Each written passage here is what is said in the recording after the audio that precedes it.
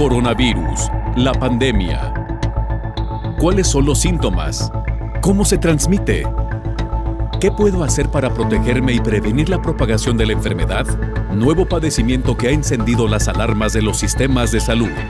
Coronavirus, la pandemia. ¿Qué tal? ¿Cómo le va? Bienvenido a un programa más de Coronavirus, la pandemia. Le recordamos que este programa es una producción de la Universidad de Guadalajara que se transmite desde el foro de Canal 44, la señal de todos, y que llega a México y América Latina gracias a la señal de las televisoras públicas que se suman a esta emisión. Saludamos también a nuestra audiencia en Radio Universidad de Guadalajara y les invitamos para que se queden con nosotros a lo largo de la siguiente hora. Hoy analizaremos por qué, aunque las medidas sanitarias han continuado en todo el mundo en medio de la pandemia de COVID-19, los números de contagios y también de muertes continúan en ascenso. Esto también en medio de la reapertura obligada que se ha tenido que hacer, sobre todo de las actividades económicas. A finales de enero se reportaron cerca de 500 casos con 9 defunciones de COVID-19 y hoy la Universidad Johns Hopkins da cuenta de más de 50.300.000 contagios con 1.270.000 muertes. Estaremos, por supuesto, hoy haciendo un repaso de las cifras más recientes que nos ofrece la Universidad Johns Hopkins. Países de América Latina comienzan a tener la segunda ola de contagios del virus del SARS-CoV-2. Estados Unidos en las últimas horas reportó más de 100.000 contagios y ya suma más de 10.300.000 contagios en todo lo que va de la pandemia. Los países de América Latina continúan sin abrir todavía sus centros escolares y muchos se preguntan si lo que se está viviendo en América Latina son segundas olas o se trata de repuntes en el número de casos. Hay que recordar que hasta ahora, pues, por ejemplo, México no ha podido llevar a un punto mínimo la pandemia y por ello se cree que este aumento en el número de casos se trata más bien de un repunte más que de una segunda ola. Vamos con nuestra compañera Isaura López Villalobos, nos cuenta sobre cómo las curvas epidemiológicas de COVID-19 dan cuenta que a partir de junio fue más acelerado el ritmo de contagio con la apertura de actividades económicas de 6 millones de casos, pasó al día de hoy a más de 51 millones. ¿Cómo ocurrió esto? Isaura López nos lo cuenta. El virus que surgió en invierno del 2019 propagó sus proteínas con aspecto de corona de una forma lenta en las últimas semanas de ese año. Sin embargo, ya para finales de diciembre se reportaba por China de un brote importante de personas afectadas por una neumonía desconocida. Una vez que concluyeron las vacaciones de invierno, comenzó la máxima propagación del SARS-CoV-2 por todo el planeta. El virus sigue descontrolado, causando graves afectaciones a la salud de las personas que lo padecen, con grandes pérdidas. Para la antepenúltima semana de enero, a nivel mundial se reportaban 448 casos positivos al 2019 nCoV y 9 defunciones. Para finales del primer bimestre iban 85.400 casos distribuidos en China, Corea, Italia, Irán y Japón. A partir de esta semana comenzó el aumento exponencial de los casos y muertes, siendo los países de Europa el epicentro de la pandemia. En el primer cuatrimestre sumaban más de 2.500.000 enfermos con 1 millón de defunciones. La tasa de letalidad era de 6.8%, con un ascenso importante en países de América. El mes de mayo iniciaba con 3.900.000 casos, con 1.126.000 pérdidas y una tasa de letalidad de 7%. Los países de Europa y América ocupaban los primeros lugares. La COVID-19 se ha extendido de una forma dramática. Las curvas epidemiológicas dan cuenta de que la enfermedad no ha cesado, al contrario, arrecia, multiplicándose de una forma paulatina, advierten especialistas. A inicio de junio, los casos del nuevo coronavirus ya se habían duplicado a 6 millones en comparación con mayo. La tasa de letalidad disminuía a 6%. A partir del segundo semestre del año ya sumaban 10.353.000 contagios con casi 500.000 decesos. La tasa de letalidad bajó a 5%.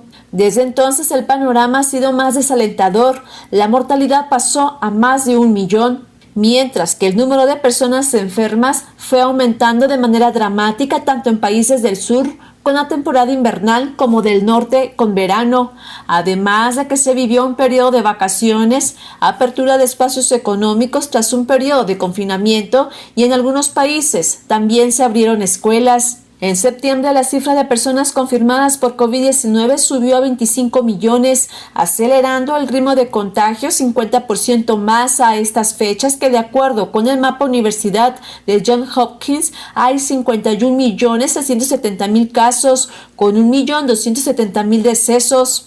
El mundo se enfrenta a un virus que fue catalogado a principios del año desconocido y aunque se sabe de las grandes repercusiones que hoy ocasiona, sin tratamiento y sin una vacuna, amenaza conseguir un ritmo acelerado. Informó Isaura López Villalobos.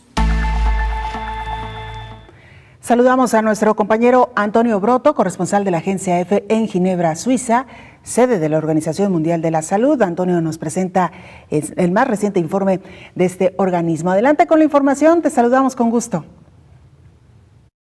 Hola, ¿qué tal? Buenos días, Belén, y buenos días a todo el auditorio de Canal 44. En Ginebra aumenta el optimismo ante la candidata a vacuna desarrollada por la firma estadounidense Pfizer y la alemana BioNTech. Si a principios de la semana el director general de la OMS, Tedros Adhanom Ghebreyesus, subrayaba simplemente que los resultados de esa investigación eran prometedores, ahora ya subraya que con ellos parece probable que haya una anhelada vacuna contra la COVID-19 a finales de este año. Si bien podría hacer falta esperar algo más antes de que sea inmunizada a grandes partes de la población mundial. Tedros también subrayó que espera que más candidatas a vacuna puedan desarrollarse, animando a que otros laboratorios sigan sus investigaciones, pese a que Pfizer y BioNTech sean los más adelantados por el momento. Actualmente hay más de 200 laboratorios en el mundo trabajando en posibles vacunas contra el coronavirus SARS-CoV-2 causante de la COVID-19 y al menos unas 40 están en alguna de las 3 fases de test clínicos en personas. La primera fase suele contar con decenas de sujetos, la segunda con cientos y la última con miles. De esas 40, una decena están en la tercera fase de pruebas, entre ellas la de Pfizer y BioNTech y también las de la estadounidense Moderna, la que desarrolla AstraZeneca con la Universidad de Oxford, o 3 proyectos chinos, 2 de la firma Sinopharm y 1 de Sinovac, este último testado en grupos de control de Latinoamérica. La vacuna de Pfizer-BioNTech, así como la que desarrolla la firma Moderna, usan una nueva tecnología, el ARN mensajero, que podría dificultar su llegada a muchas partes del mundo, ya que las dosis deben conservarse a temperaturas de en torno a 70 u 80 grados bajo cero.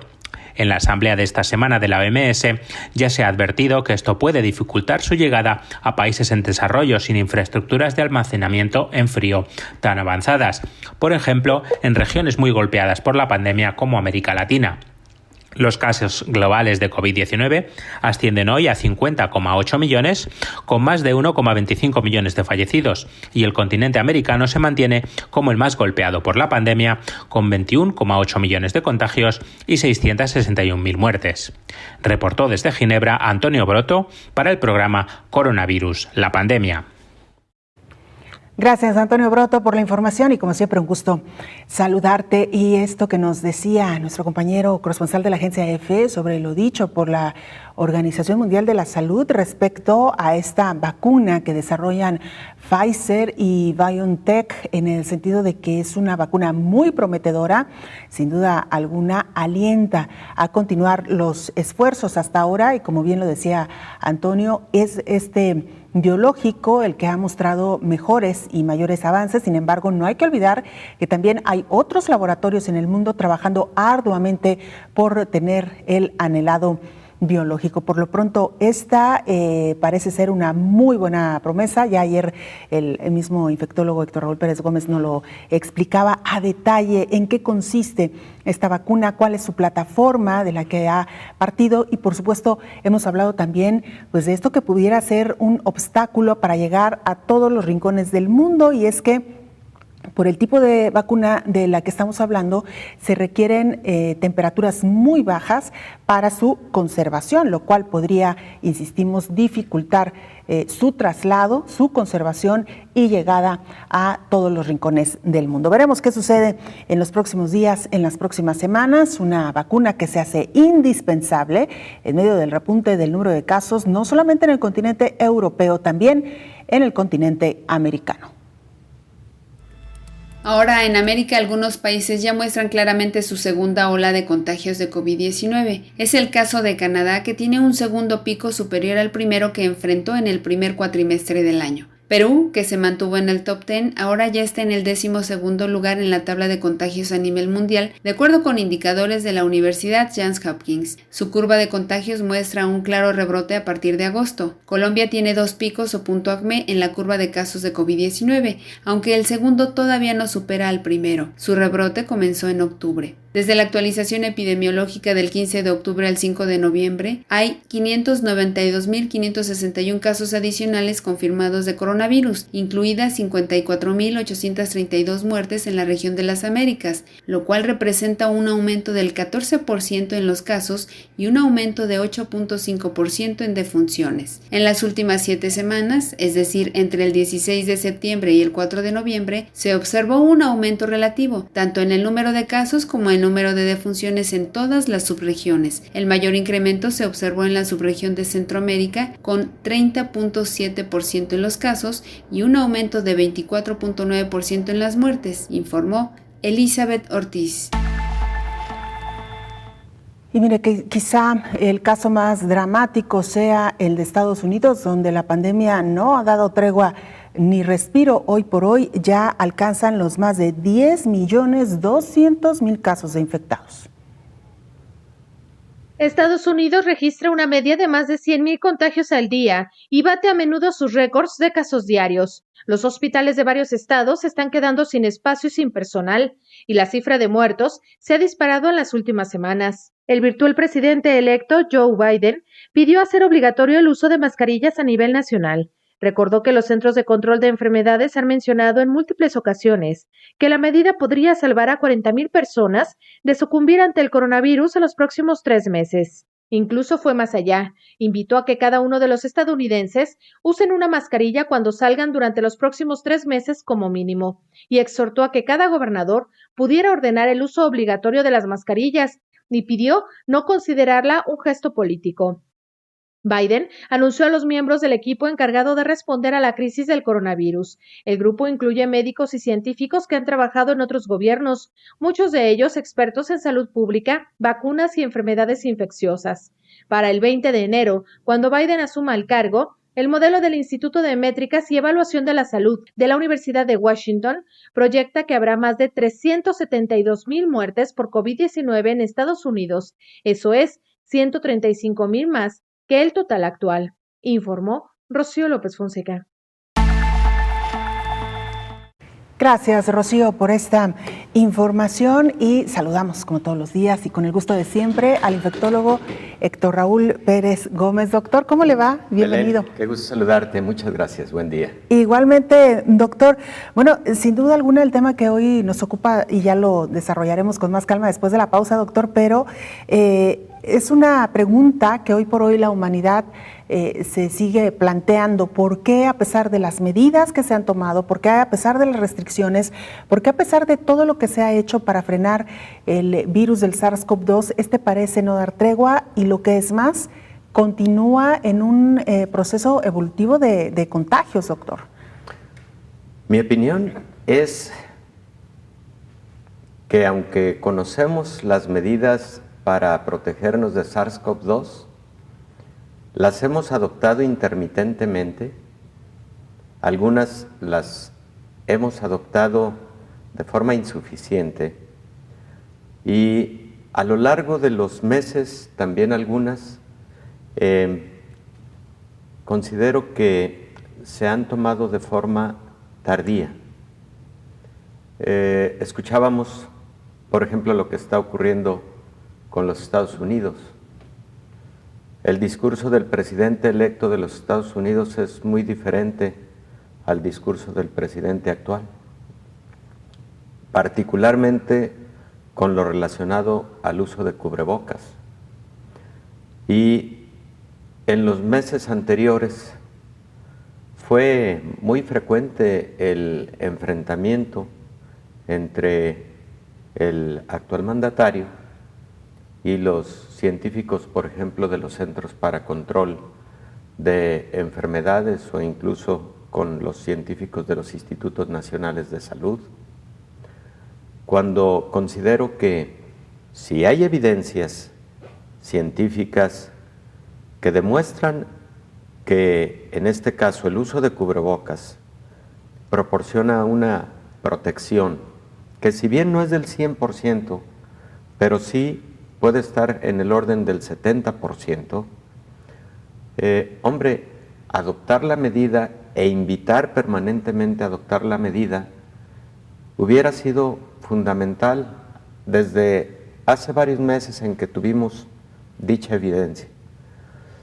En otros momentos, considero que hay países que han regresado a actividades que prematuramente decidieron por lo que significó luego el riesgo de rebrotes, y me parece que es el caso de algunos países europeos. Francia volvió muy pronto a actividades escolares presenciales, Reino Unido, Israel también, y España. Y casi coincide el rebrote de estos países con el regreso a las actividades escolares presenciales. Creo que debió haber existido una mayor gradualidad para ir con cuidado y finalmente lograr los objetivos. Es cierto, estamos aprendiendo de este nuevo patógeno. Lo que por ahora no se ha demostrado, Belén, es que el patógeno en sus múltiples, llamemos mutaciones que ha tenido, esté generando un mayor índice de contagios per se por motivo de cambios en su estructura genómica. Creo que han sido más la dinámica social, las dinámicas económicas, las dinámicas propias de la movilidad de la humanidad, la que ha generado todavía una falta de control de esta enfermedad. Con esto regresamos después de la pausa. Doctor, Claro que hacemos sí. una breve pausa, volvemos con más.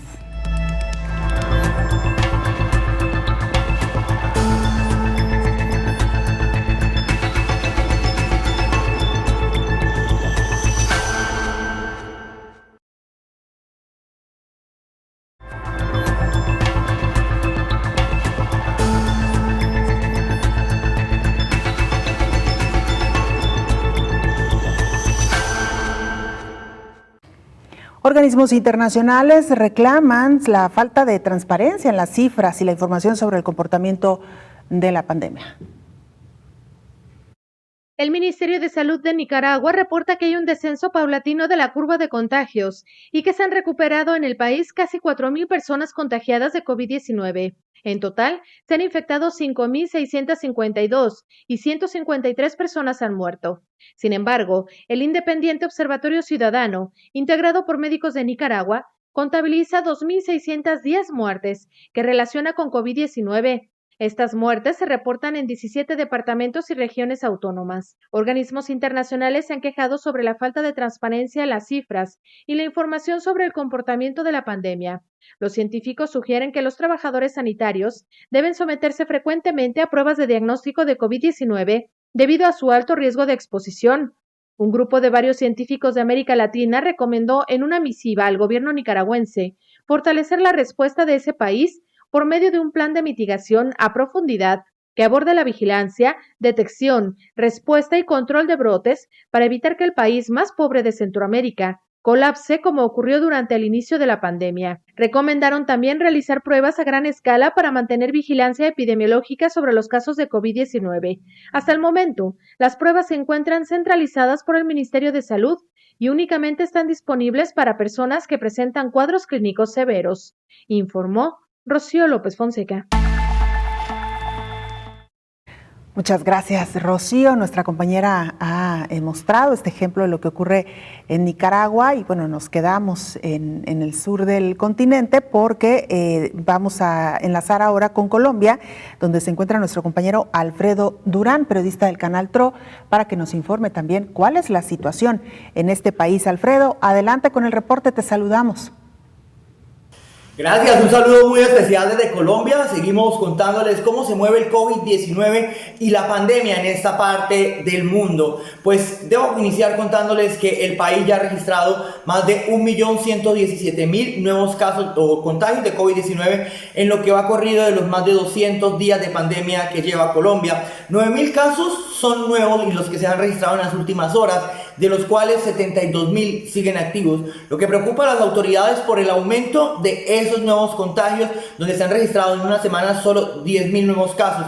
Preocupa a las autoridades debido a este proceso de reactivación. 32.000 muertes ya lleva el territorio nacional por coronavirus. Las ciudades con mayor número de contagio sigue siendo Bogotá con 329.000 casos, Antioquia con 178.000 casos, Valle del Cauca con 87.000 casos, la costa atlántica con 72.000 casos y los Santanderes con 44.000 casos.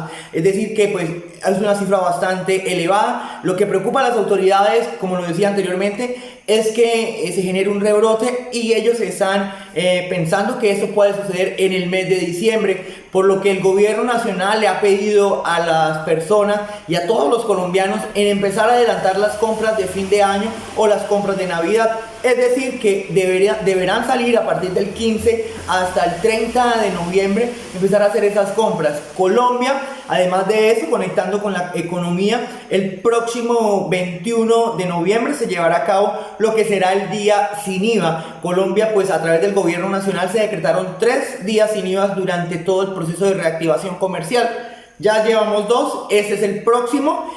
Algunas recomendaciones para ese día sin IVA. En algunas partes del país no se venderán aparatos electrónicos y electrodomésticos de forma presencial, es decir, televisores, aires acondicionados, todo eso que tenga que ver con la gama de electrodomésticos será de forma virtual. Y también se va a implementar que sea la compra virtual o por tarjetas electrónicas, evitando el traspaso de dinero, evitando que se genere un contagio de COVID-19 durante este proceso de reactivación. También será una semana movida en economía, porque el próximo fin de semana también es el Black Friday. Y ya pues algunos analistas de los sectores económicos ven con optimismo estas fechas que van unidas una tras de otra con el fin de incentivar esa economía, pero también les preocupa que en medio de estas actividades, de estas jornadas de descuentos, las personas no tengan la responsabilidad necesaria y se genere lo que se llama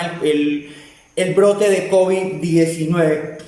Esas son como las recomendaciones y las autoridades, sin embargo, van a tomar nuevas medidas que durante esta próxima semana se darán a conocer y nosotros se las vamos a mostrar a ustedes para que sepan qué medidas se están tomando en Colombia para evitar que se genere una propagación de COVID-19. Desde el 4 de noviembre, las autoridades aeroportuarias de Colombia renovaron lo que son los protocolos de bioseguridad. En lo que se destaca de este nuevo protocolo entregado por las autoridades, significa que Colombia ya no solicitará la prueba PCR para COVID-19 al ingreso del país. Esto pues el gobierno indica que es como una medida para que las personas no vengan y el turismo se disminuya. Entonces con esto el gobierno buscará incentivar, reactivar algunos sectores de la economía que se han visto afectados por el no ingreso de personas al territorio nacional. Por supuesto, la medida fue rechazada por algunos sectores del país, sin embargo, el gobierno nacional ya la está socializando para que entre en vigencia y que ya entre en vigencia los primeros días de noviembre. ¿Qué debe hacer el pasajero para que pueda viajar? No debe presentar fiebre, no debe presentar síntomas asociados al COVID-19 o alguna enfermedad respiratoria y finalmente debe diligenciar un formato entregado por las autoridades aeroportuarias en el momento que se vaya a ingresar a la aeronave. Eso pues para evitar también más contagios de COVID-19. Así está Colombia, esta es la información que nosotros manejamos durante esta semana. Ustedes tienen mucha más información. Alfredo Durán. Muchas gracias, Alfredo, por esta información y por supuesto un saludo, un abrazo a nuestra audiencia que nos sigue a través del Canal TRO en Colombia. Doctor Héctor Raúl Pérez Gómez, antes de irnos a la pausa, ¿hace usted una reflexión generalizada de por qué, a pesar de los aparentes, y ahorita diremos por qué aparentes esfuerzos que se han hecho para combatir la pandemia, los números continúan en ascenso? Decía usted, bueno, las medidas ahí están.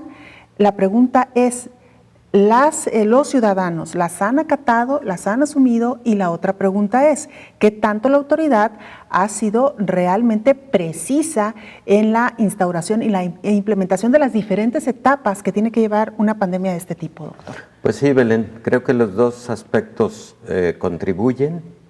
Me parece que lamentablemente hemos tenido la ausencia de un buen fármaco o fármacos antivirales que nos ayuden a resolver los casos activos, y eso pues es un factor también muy importante a considerar, porque en la pandemia del 2009 de influenza, a escasos 4 meses de transcurrida la pandemia, tuvimos un medicamento, oseltamivir, que ayudó muchísimo. Se vio inmediatamente el punto de inflexión de la pandemia cuando tuvimos el fármaco, y luego poco tiempo después la vacuna. Entonces, eso ha contribuido. Pero las medidas, volvamos a estas medidas que sabemos funcionan, porque los países que las han adoptado han tenido éxito en el control. A ver, China fue el epicentro. Su número total de casos fueron 100,000. China ya se quedó en uno de los últimos lugares en cuanto al número de casos acumulados que tuvo por COVID. Y hay países, bueno, para no ir tan lejos, el caso de México, lamentablemente solo el número de muertos ya casi alcanza los 100,000. No se compara la población de China con respecto a la población de México. ¿Y qué ocurrió en China? Pues en China hicieron una cantidad impresionante de pruebas de laboratorio a la persona que tenía síntomas, pero también inmediatamente a su entorno. Hicieron exámenes de laboratorio frecuentemente en cadena. Inmediatamente limitaron vuelos al interior del país a partir de la provincia de Hubei y de la ciudad de Wuhan, y en el sentido al interior, a nivel internacional.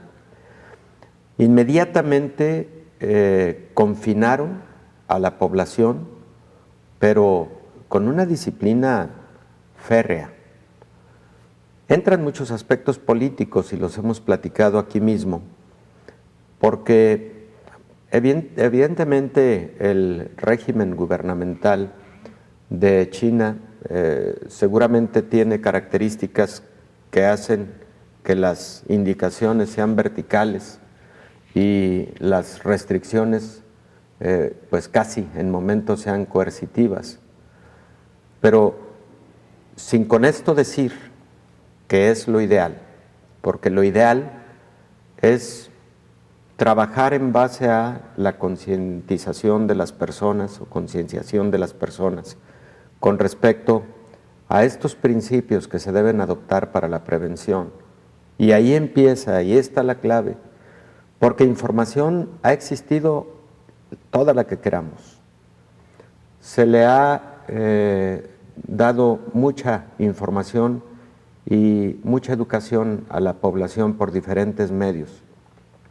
Creo que la conciencia es fundamental, la distancia que se debe adoptar, el lavado de manos frecuente, todo esto que si lo repasamos a lo mejor estamos siendo repetitivos, no nos hemos cansado de hacerlo en diferentes espacios, pero creo que la adopción de esas medidas ha sido muy variable, la disciplina ha sido muy variable, y también el mensaje desde la cúpula gubernamental de los países, de las regiones.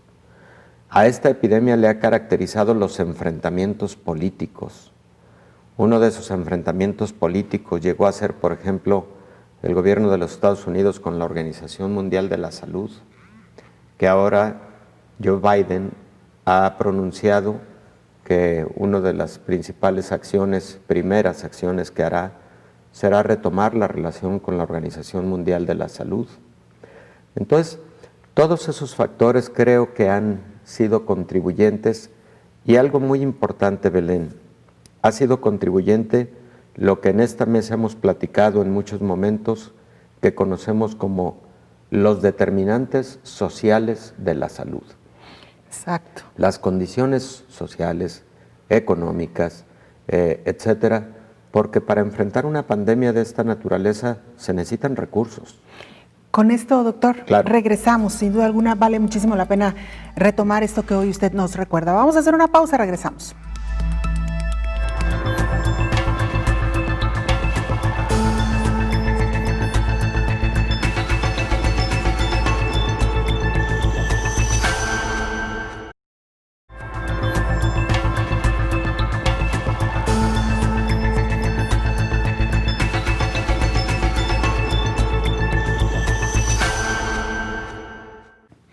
Y mire, suman ya 98,767 contagios en mujeres embarazadas en América Latina.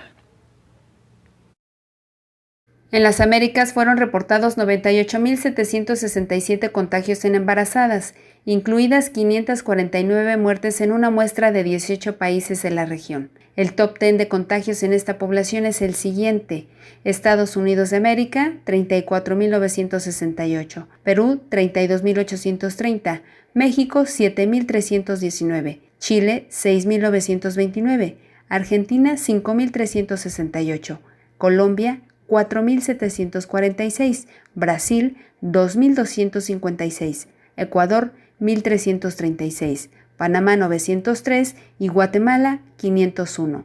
México y Brasil encabezan el número de decesos por coronavirus con 159 y 135 defunciones respectivamente. México reportó 196 casos de mujeres embarazadas positivas al SARS-CoV-2 entre las poblaciones indígenas, incluidas 3 muertes. De las mujeres, el 6% son hospitalizadas en estado grave. En Panamá, se notificaron 903 casos confirmados de COVID-19 en mujeres embarazadas y posparto, incluidas 4 muertes. En Uruguay, hubo 20 casos positivos de SARS-CoV-2 entre mujeres embarazadas, sin decesos, informó Elizabeth Ortiz. Muchas gracias, Elizabeth, por este informe. Vamos ahora a Rusia. Nuestra compañera Celine Messenger es reportera de la agencia EFE y desde ahí, desde Rusia, nos informa. Adelante, Celine, con la información. Hola, ¿qué tal? Buenos días, Belén. Buenos días a todo el auditorio de Canal 44. Te cuento, justo hoy Rusia ha dado a conocer los resultados preliminares de la fase 3 de los ensayos clínicos de su vacuna Sputnik. De acuerdo con los desarrolladores, el centro Gamaleya, su eficacia es del 92%. Rusia obtuvo este resultado 21 días después de suministrar a 16.000 voluntarios la primera dosis de la vacuna, que se suministra en 2 tomas o un placebo. Recordarás, Belén, que la farmacéutica estadounidense Pfizer y la biotecnológica alemana BioNTech anunciaron esta semana una eficacia del 90% de su vacuna. Rusia hace este anuncio cuando registra un nuevo récord de muertes por COVID-19 en un solo día, con 432 fallecimientos. En general, Belén, al igual que en otros países, la tendencia de los contagios en este país es de un aumento. Este miércoles registró de nuevo casi 20.000 nuevos casos. La situación en los hospitales es tensa y, sobre todo en Moscú, el alcalde ha querido tomar medidas que restringen el funcionamiento de las instituciones docentes y los servicios a la población para tratar de frenar esta segunda ola de contagios. Reportó desde Rusia para el programa Coronavirus La Pandemia, Celine Messenger. Gracias, Celine, por esta información. Doctor Héctor Raúl Pérez Gómez, Celine nos deja nuevos elementos también para sumar a la mesa, confirmar que a pesar de las medidas, lo que hemos venido abordando a lo largo del programa, los números de casos parecen no tener fin. En el caso de Rusia, que al inicio aparentemente había manejado muy bien la pandemia, doctor, tardó en despegar en cuanto al número de casos, lo cual se creía que había hecho una contención temprana y había obtenido beneficios. Sin embargo, luego la pandemia se disparó, la controlaron y hoy de nueva cuenta con un número de casos muy importantes, doctor. Efectivamente, Belén. En el caso de Rusia ha sido como una curva bimodal, ¿no? Con dos picos importantes, pero el primero de ellos un poco más tardío que el resto de los países de Europa y por supuesto de Asia. Exactamente así como lo describes, es como ha caracterizado la pandemia que ha vivido Rusia, un pico o dos picos particularmente, y este último parece de tal magnitud que puede llevar al gobierno ruso a tomar decisiones de confinamiento generalizado. Es muy probable. Y justo ayer, doctor, que dedicábamos este programa a hablar de las vacunas, nos preguntábamos qué ha pasado con la vacuna rusa, que hasta donde sabemos son dos, pero una es la Sputnik V es la que ha estado, digamos, con mayores avances. Ya nos dice nuestra compañera Celine que podría tener hasta el 90% de efectividad. Sí, lo anuncian un poco después del anuncio que hiciera Pfizer también respecto de su vacuna, 90% de eficacia. Esperemos contar con el mayor número de vacunas posible para que la cobertura sea rápida y para que la distribución sea universal en el mundo. Y que efectivamente esas cifras de 90% de eficacia y que esperemos que sean más altas todavía de seguridad, estén beneficiando a toda la población mundial. Oiga, doctor, yo creo que vale la pena recordarle a nuestro auditorio, en caso de que no nos hayan sintonizado ayer, esta cifra que usted nos daba y que a mí me parecía muy reveladora, en el caso de la vacuna de influenza, que llega a tener entre un 70 y 80% de efectividad. Efectivamente. Es lo que ha alcanzado. Efectivamente, alrededor del 75%, Belén. Entonces, hablar de 90% de respuesta inmune de calidad y suficiente ante un biológico es un número muy bueno, es un número importante. Bueno, pues ahí dejamos la anotación y el paréntesis que hemos abierto para hablar precisamente de las vacunas. Doctor, antes de irnos a la pausa, usted nos recordaba algo muy importante, los factores sociales, económicos, de entorno, de oportunidades que vive cada país, que son condiciones muy distintas uno de otro y que han influido también en un adecuado manejo de la pandemia y en el resultado que se ha tenido en cada uno de estos países, doctor. Definitivamente, Belén. Sabemos que estos determinantes sociales influyen mucho en la salud pública. Sin embargo, no todo es tener recursos económicos. Mucho está en educación, mucho está en liderazgo gubernamental, capacidad de organización y de sistematizar las acciones ante una catástrofe social, sanitaria y económica como la que estamos viviendo con COVID-19. Mucho está en la educación, en la información oportuna a la población y mucho está en eficientar los recursos. Podemos no tener muchos, pero si eficientamos los recursos, entonces se pueden tener resultados interesantes. Ejemplo, ante la circunstancia de tener que realizar un número importante de exámenes de laboratorio que nos ayude a contener y en su caso mitigar la pandemia, hubo mucha controversia al inicio respecto de las pruebas de laboratorio ideales y hubo quien adquirió una cantidad impresionante de pruebas de laboratorio para detección de anticuerpos en la modalidad de pruebas rápidas, cuando éstas no son lo ideal para el diagnóstico temprano de la enfermedad, particularmente en el momento en el que tú debes diagnosticar para evitar contagios, para evitar un mayor número de personas enfermas. Y entonces, si eso se hubiera invertido solamente en pruebas de PCR de calidad, se podría haber eficientado ese recurso. Estoy hablando solo de un ejemplo. Si adicional a lo anterior, tú tienes dificultad para tener todo el equipo necesario para la protección del personal, entonces se puede hacer un esfuerzo, porque esa es una prioridad, para de asuntos no prioritarios presupuestales, sí recortar y direccionar a la salud en el momento oportuno en que, viviendo esta pandemia con la severidad que la estamos viviendo, pues requiere de ese presupuesto prioritario. Y de igual manera, no perder de vista en ningún momento lo relativo a la investigación científica, que a veces la dejamos en segundo plano, cuando a mediano y largo plazo puede ser la solución a un problema tan grave como el que estamos viviendo con COVID-19.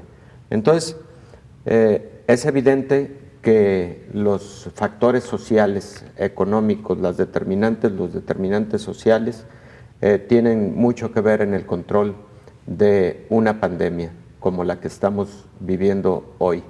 Pero sobre todo, eficientar los recursos es fundamental.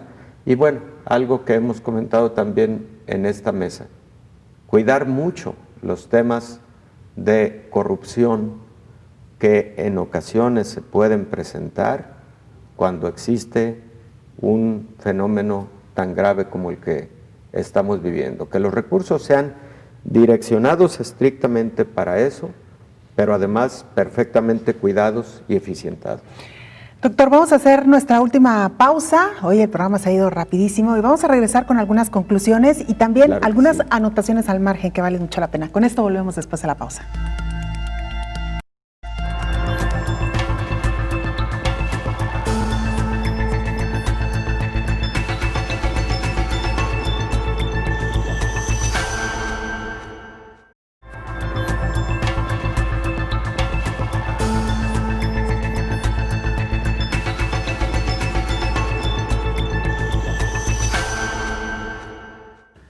El 97% de los estudiantes en América Latina todavía no regresan a clases a causa de la pandemia. La mayoría de los estudiantes latinoamericanos corre el riesgo de perder el año escolar por el COVID-19, de acuerdo con la UNICEF. La contingencia derivada de la COVID-19 ha ampliado todavía más las brechas educativas entre las familias ricas y las pobres en la región, donde millones de niños no tienen acceso a la educación a distancia por carecer de conexión a Internet. Datos del nuevo informe de UNICEF muestran que el porcentaje de niñas, niños y adolescentes que no reciben ninguna forma de educación en la región se disparó del 4% al 18% en los últimos meses. Para aquellos sin computadoras, internet o incluso sin un lugar para estudiar, aprender desde casa se ha convertido en un desafío de enormes proporciones. Unos 42 millones de estudiantes en la región reciben enseñanza a distancia y en el hogar mediante la radio, televisión, internet u otras plataformas con el apoyo de UNICEF. Las nuevas estimaciones del Fondo de la ONU para la Infancia indican que, a pesar de los esfuerzos de los gobiernos, solamente 1 de cada 2 menores que asisten a centros públicos puede acceder a una educación a distancia de calidad, en comparación con los 3 de cada 4 estudiantes de las escuelas privadas. Desde marzo hay 137 millones de niñas, niños y adolescentes en América Latina que no pueden volver a clases. Los 11 millones de casos de COVID-19 en la región contabilizados hasta la fecha provocan que la mayoría de los estudiantes corran el riesgo de perder un año escolar entero. Del mismo modo, las proyecciones de la ONU indican que la COVID-19 podría provocar que dejen de asistir a la escuela hasta 3 millones de niños más en América Latina y el Caribe, informó Elizabeth Ortiz. La Organización Mundial de la Salud sostiene que las farmacéuticas siguen los protocolos de cada fase para el desarrollo de una vacuna contra COVID. En épocas normales, no de pandemia, la fabricación de vacunas puede llevar hasta 15 años. Y es que para desarrollar una vacuna es necesario pasar por varias etapas, como los estudios preclínicos en laboratorio y animales, y luego los decisivos estudios clínicos en humanos, que transitan en 4 diferentes fases. En la fase 1, la vacuna se prueba en grupos pequeños de voluntarios saludables, y el estudio consiste en confirmar que no cause problemas mayores a la salud y estimar una dosis adecuada para la efectividad. En la fase 2, la población estudiada es más numerosa y el objetivo consiste en analizar los efectos secundarios más comunes y la reacción del sistema inmunológico, es decir, si se crea inmunidad o no. En la fase 3, participan miles de voluntarios, algunos de los cuales reciben la vacuna y otros un placebo. El fin es comparar la evolución de los vacunados con respecto a los que no lo fueron. En la fase 4 se llevan adelante estudios luego de ser aprobada la comercialización del fármaco para establecer el valor terapéutico, aparición de nuevas reacciones adversas y o confirmación de la frecuencia de las conocidas y las estrategias de tratamiento. La Organización Mundial de la Salud asegura que no se están saltando pasos en el desarrollo de las vacunas contra la COVID-19. Cabe recordar que las vacunas enseñan al sistema inmunológico del cuerpo a reconocer y bloquear los virus, informó Rocío López Fonseca.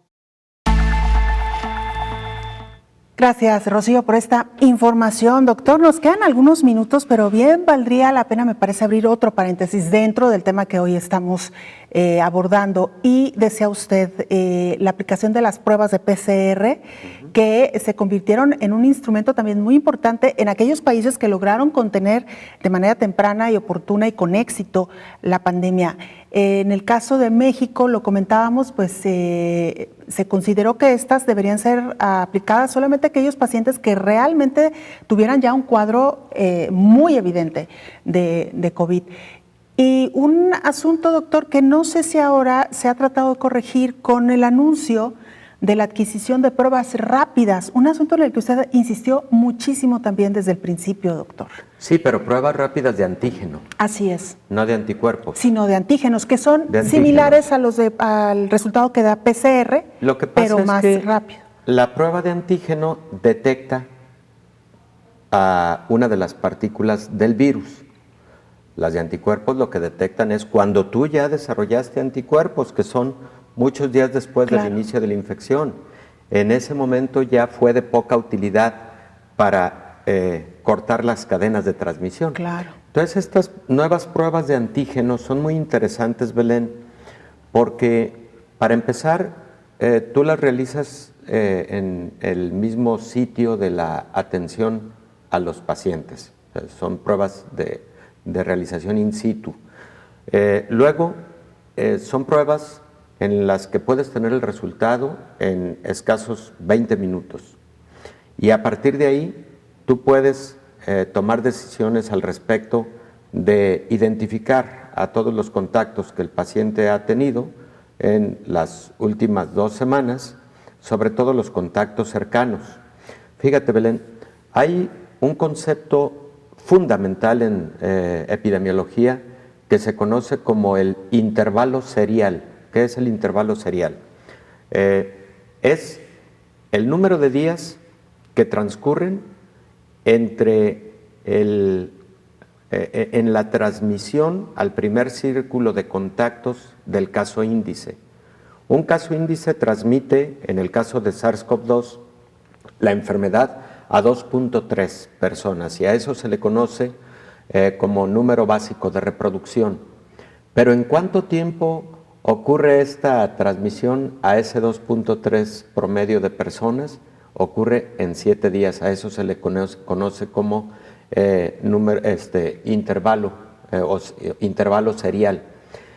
Si esto tú lo extrapolas a la población y entonces no actúas tempranamente en cortar esas cadenas de transmisión, para cuando tienes el resultado de una PCR, que para empezar te dieron cita varios días después.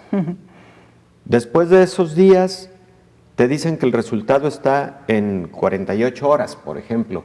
Imagínate el tiempo que transcurrió y por lo tanto transcurrió perfectamente ya el intervalo serial promedio, y entonces esa persona ya generó esa transmisión al 2.3, que es el índice de reproducción básica, y de ahí pues piensa en los círculos adicionales de transmisión que van ocurriendo.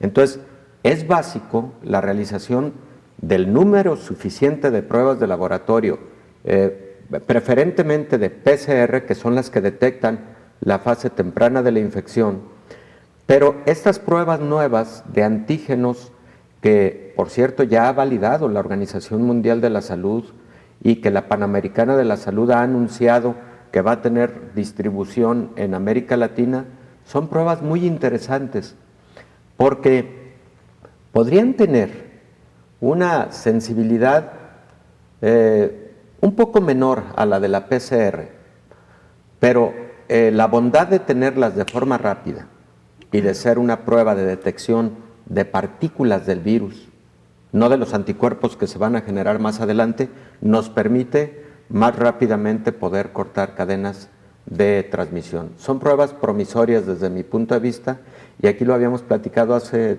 3 meses fácilmente. E incluso usted lo dijo en las primeras etapas de la pandemia, doctor, cuando justo países como México debatían si deberían o no de utilizarse estas pruebas de PCR primero, ¿no? Sí, y México debió haber hecho muchas más pruebas de laboratorio en el contexto de la fase más intensa de la pandemia. Los países que han hecho más pruebas de laboratorio han tenido más éxito de control sobre la pandemia de COVID-19.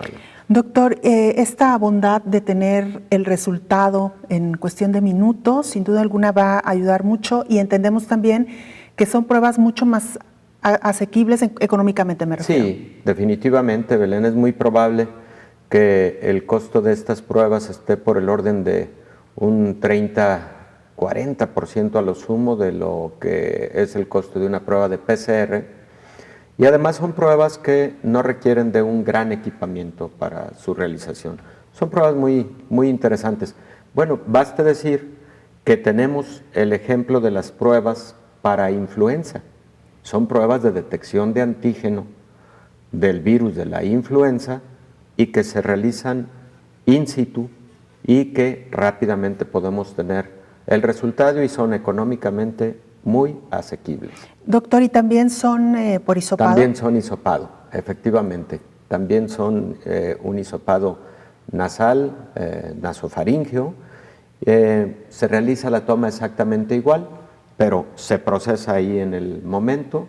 El paciente podría esperar a su resultado y en base a eso tomar la decisión inmediata respecto de sus familiares o de sus círculos cercanos. Primero, doctor, aislar a este paciente, darle una vigilancia adecuada, medicamento en caso de que sí lo requiera, y luego, como usted dice, la parte muy importante, el de cortar cadena de transmisión. Doctor, casi se nos agotó el tiempo. Recordar a nuestra audiencia el tema que hoy le hemos presentado es tratar de explicar por qué, a pesar de las medidas, estas olas de incremento en los casos continúan llegando, y no olvidar una pieza fundamental, doctor.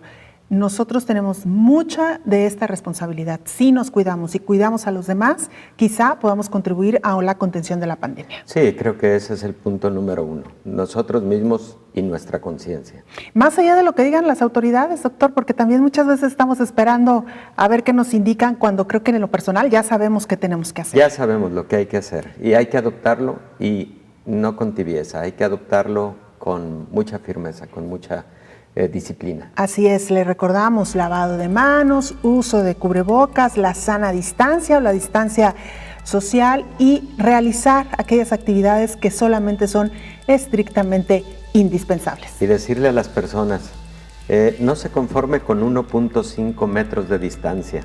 Si puede, adopte 2 metros, porque 6 pies es 1.8. Mejor 2 metros. Doctor, muchas gracias. Gracias, Belén. Nosotros nos despedimos, lo invitamos para que nos sintonice en la siguiente emisión de Coronavirus, la pandemia. Hasta entonces. Coronavirus, la pandemia.